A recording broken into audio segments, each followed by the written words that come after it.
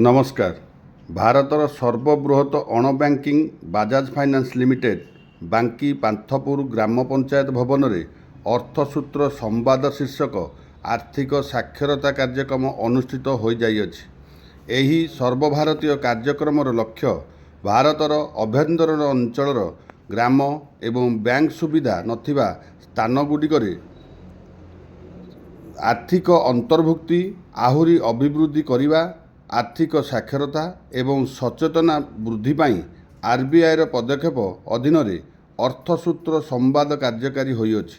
आर्थिक अनुशासन, ऑनलाइन ठकेई एवं आर्थिक परिचालन रे उत्तम अभ्यास विषय सचेतना सृष्टि करिबा एहार मुख्य उद्देश्य बोली मुख्य अतिथि लोकमानकु वार्ता देइथिले। एही कार्यक्रम रे पाथपुर पंचायत रे गोटे बजाज फाइनान्स सर्विस गोटे सचेतनता कार्यक्रम करथिला किपरि आमर अर्थ आत्मसात न हो मोबाइल रे किपरि अर्थ आम एपट सेपट हो जाऊँ से विषय आज गोटे प्रोग्राम करथिले। मते ठीक अतिथि भाव में शिक्षक हिसाब से अतिथि भाव में मते ठीक डाकिथिले।